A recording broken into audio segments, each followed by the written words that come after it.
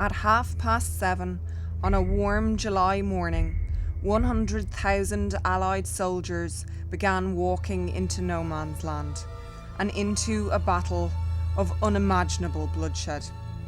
They expected little, if any, resistance. They did not realise that an unprecedented bombardment of German lines had failed. As they advanced towards the enemy lines, they were met with fierce resistance and deadly machine gun and artillery fire. Instead of walking towards undefended positions, many were walking towards certain death. On the 1st of July, they went on and on and on, and then the Germans, they come up behind you, see with some machine guns and rifles, and they were popping our people off from behind. Those men had to go across that open space in broad daylight, and they could have been pretty well half over if it had been a dawn attack. By the end of the day, the British forces alone had suffered almost 60,000 casualties, 20,000 of whom were killed. These were the biggest losses ever suffered by the British Army in a single day.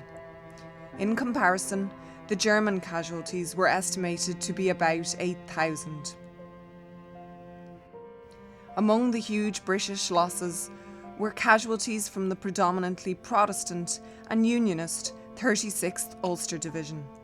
Despite being one of the few British Army units to achieve its initial objectives, the 36th Ulster Division lost 5,500 men to death or injury. In spite of being told that there would be no German resistance, they actually faced little chance of surviving.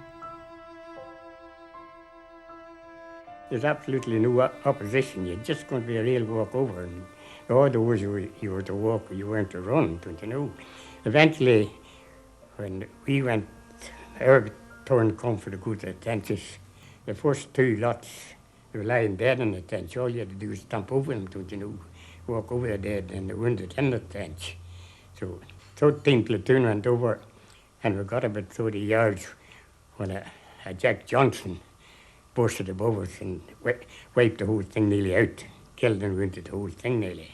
And that's about 30 yards on no man's land. Part of the effort was to attack the Germans and break through, and for this purpose, amongst others, they put in the 36th Ulster Division on the 1st of July. Well, this division was massacred, as were most of the others who went out into open territory that had been covered for months by the Germans and who had set their machine guns and who heavy artillery had not been silenced by the British artillery.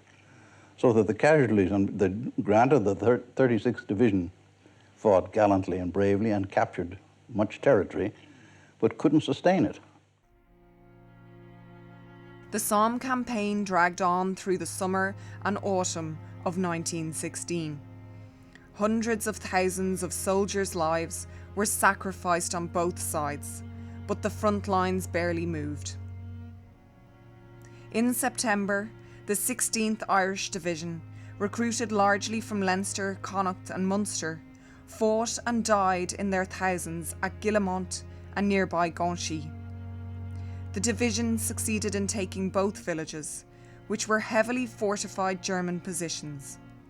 But there were 4,300 Irish casualties, including 1,200 dead.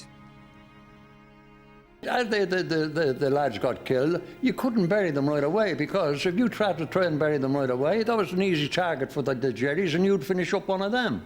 So you had to wait until the proper time when you had the real chance of saving your life to bury them. That was one thing we had to be very careful of, not to leave any wounded out. Get the wounded in, get them in somewhere where they could be, because the rats have been known to attack helpless wounded. They could be alive, but the rats would attack them. In the 5 months of the Battle of the Somme, more than 3,500 men from the island of Ireland lost their lives. For many at the Somme, gas attacks were almost as deadly as bullets and shells.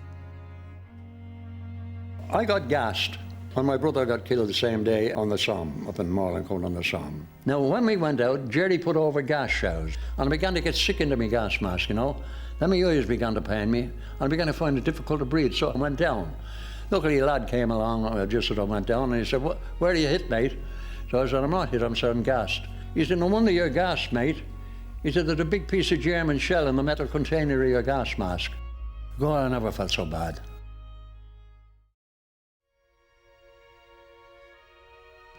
This war of attrition petered out in the bitter cold of November. Some 6 miles had been gained by the British. It's this and other terrible figures that define the Battle of the Somme. The final toll included 650,000 German dead and wounded, 195,000 French, and 420,000 British, a total of over 1 million.